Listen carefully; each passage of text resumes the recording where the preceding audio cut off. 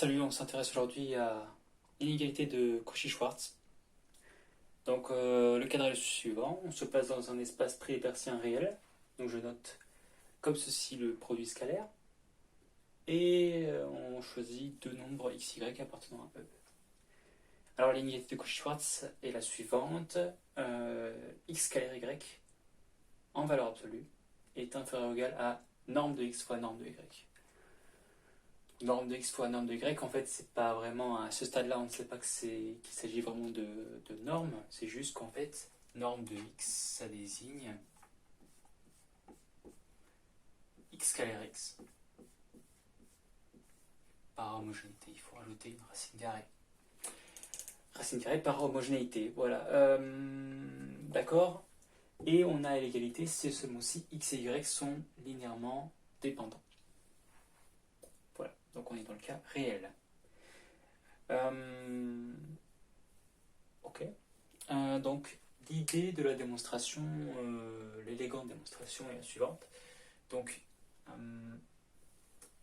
là, on constate, si vous voulez, une inégalité de la forme valeur absolue de A inférieure ou égale à B. B désigne cette quantité-ci. Et quand on a cette forme-ci, en fait, on constate que là, la racine carrée peut nous gêner un peu. En fait, on peut très bien écrire plutôt norme de x au carré. C'est pas une norme, hein. Ça vaut x scalaire x. Ça, on sent que c'est déjà plus facile à manipuler. Et de surcroît, cette valeur absolue également peut nous gêner. Donc ce qu'on constate en fait, c'est que valeur absolue de A inférieure à B, c'est une égalité qui est équivalente à celle-ci. A carré inférieur ou égal à B carré. Donc A et B désignent des réels, puisque ça c'est la valeur absolue. Très bien, donc une idée naturelle serait d'élever au carré l'inégalité de Cauchy-Schwarz pour avoir cette équivalence-ci. Donc l'inégalité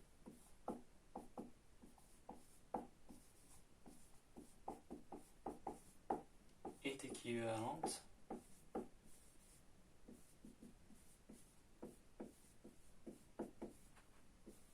à x scalaire y au carré inférieur ou égal à norme de x au carré norme de y au carré. Comme ça, j'aurai ici, dans le membre de droite, que des produits scalaires, sans racine carrée. Et je me suis débarrassé de la valeur absolue. Très bien, donc ça, en fait, cette inégalité est équivalente à x scalaire y au carré moins norme de x au carré fois norme de y au carré 1 inférieur ou égal à 0. Et l'astuce de la démonstration consiste à voir cette expression-ci comme un déterminant, un discriminant, pardon. Et ce discriminant, il s'agirait de montrer qu'il est négatif. C'est l'inégalité de Cauchy-Schwarz. Donc, il suffit d'introduire le bon trinôme, et donc on étudie l'équation, la fonction phi, qui va de R dans R, et qui a T associe Tx plus Y en norme au carré. Donc, regardons directement pourquoi est-ce qu'on utilise ça. Cette fonction-ci, soit T appartenant à R, il vient. Déjà deux choses. Première chose, phi de T, c'est par définition de cette norme Tx plus Y scalaire Tx plus Y. Et comme c'est un produit scalaire, ça, le produit scalaire est défini positif, donc ça c'est supérieur ou égal à 0. J'ai un produit scalaire du style V scalaire V, c'est donc positif ou nul, avec égalité si et seulement si mon vecteur est nul. Le produit scalaire est défini positif. D'accord? Premier constat. Deuxième constat,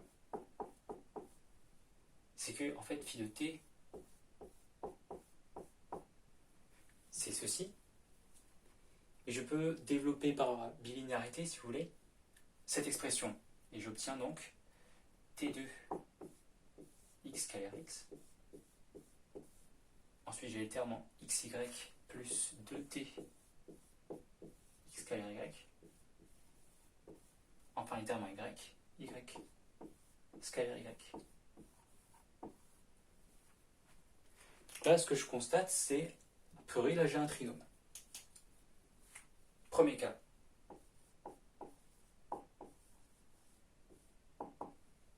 Déjà, si x scalaire x vaut 0, en fait, j'ai pas vraiment un trinôme. J'aurais une droite. Enfin, une application affine. Donc si x scalaire x vaut 0, bah en fait, encore une fois, comme c'est un produit scalaire défini positif, ça implique que x égale 0. Si x égale 0, bon. X scalaire y égale 0 et norme de x scalaire norme de y égale 0. Puisque norme de x, c'est la racine carrée de 0. Donc ça vaut 0. Donc, ok. Ça c'est bon, c'est réglé. Deuxième cas. Si x scalaire x, donc la norme de x au carré, est différente de 0. En fait, si c'est différent de 0, ça veut dire que c'est strictement plus grand que 0. D'accord, encore une fois, puisque c'est un produit scalaire, donc il est défini positif. D'accord? Là, dans ce cas-là, en fait, là, j'ai bien phi de t comme étant un trinôme en t. D'accord? Phi, donc, un polynôme du second degré, c'est un trinôme. Donc on peut utiliser toute la théorie que l'on connaît sur les trinômes. Notamment, on peut calculer le discriminant delta de ce trinôme. Il vaut donc b carré 4x scalaire y au carré moins 4 fois x scalaire x fois y scalaire y. Donc en fait, delta, ça vaut 4 fois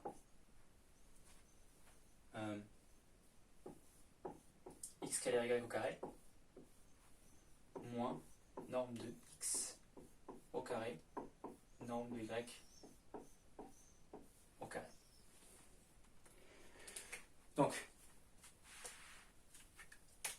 que nous dit le 1? Le 1 nous dit qu'en fait notre trinôme, il est positif ou nul. Et on a constaté qu'en fait le coefficient dominant ici, il est positif.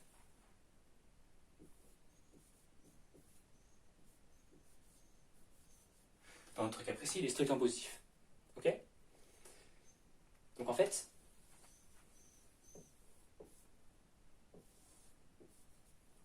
on va avoir une courbe de cette forme-ci, si vous voulez.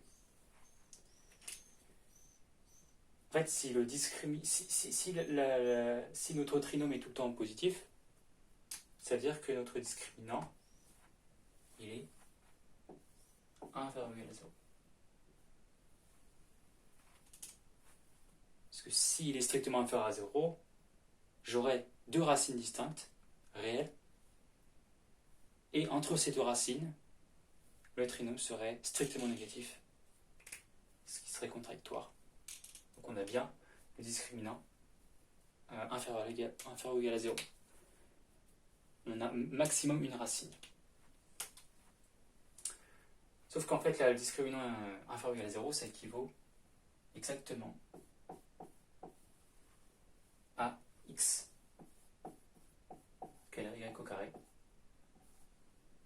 0 égale norme de x au carré, norme de y au carré. Et ça, c'est ce qu'on voulait démontrer, c'est l'inégalité de Cauchy-Schwarz. Donc voici comment on fait pour résoudre cette inégalité sans utiliser le fait que la norme de x soit une norme. On a juste utilisé le fait que la norme de x était séparable, mais on n'a pas utilisé l'inégalité triangulaire. Puisque Cauchy-Schwarz permet de démontrer cette inégalité triangulaire. On le verra plus tard. Donc, maintenant il nous reste à démontrer le cas d'égalité. Donc, le cas d'égalité. En fait, on a déjà fait beaucoup. Dans le sens où on a déjà vu phi comme étant un trinôme et on a son déterminant, son discriminant. Maintenant, si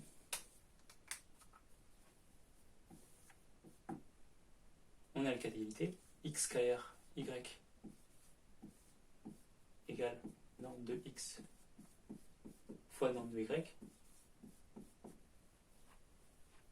bah, on a également cette égalité au carré. Alors, x carré y au carré égale norme de x au carré fois norme de y au carré. Donc,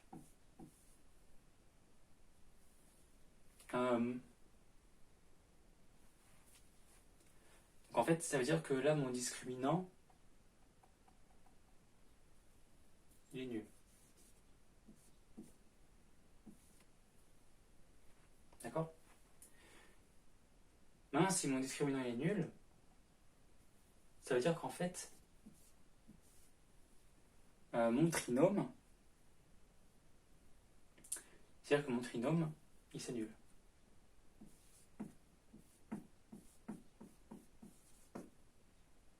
En exactement un point.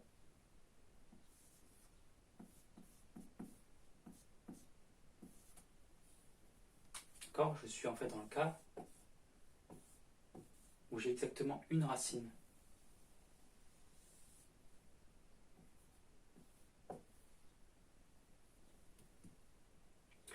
Donc ça en fait, ça implique que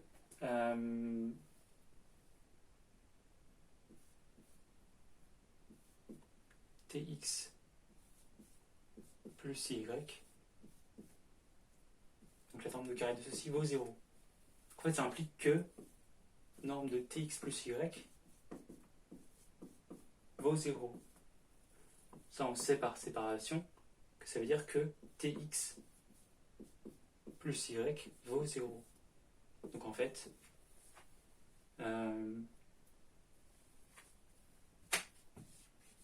donc x et y sont linéairement indépendants.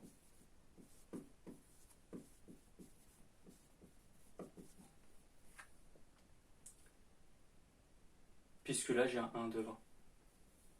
J'ai une combinaison linéaire non triviale de x et y qui vaut 0. Ok, mais ça c'était dans le deuxième cas. C'est-à-dire si x était différent de 0. Maintenant, si x, donc ça c'est pour, ça c'est dans le deuxième cas. Maintenant, si x est différent de 0, enfin, si x égale 0. Là j'ai traité le cas où x était différent de 0. Maintenant je reviens dans le premier cas, si x en fait était égal à 0, bah on a bien x scalaire y qui vaut 0 et norme de x fois norme de y, ça vaut 0 puisque norme de x vaut 0.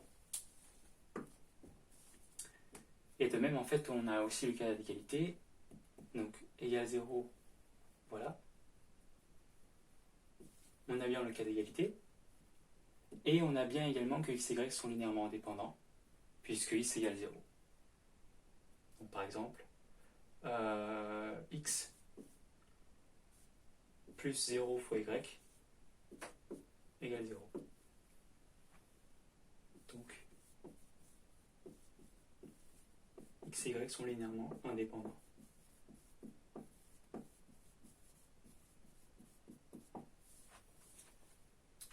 Voici comment on résout l'inégalité Cauchy-Schwarz. Donc c'est assez élégant, cette introduction du trinôme, et de voir l'inégalité Cauchy-Schwarz comme un trinôme qui doit être négatif. Et le cas d'égalité se résout finalement assez facilement via l'étude de ce trinôme. Et puisqu'on sait bien caractériser quand est-ce que ce trinôme, quand est-ce que ce discriminant vaut 0, il vaut 0, c'est seulement si le trinôme admet exactement une racine réelle. Voilà, j'espère que ça vous aura plu, j'espère que ça vous aura été utile. Si vous avez des questions, des commentaires, des remarques, dans l'espace commentaire de préférence. Je vous dis à plus.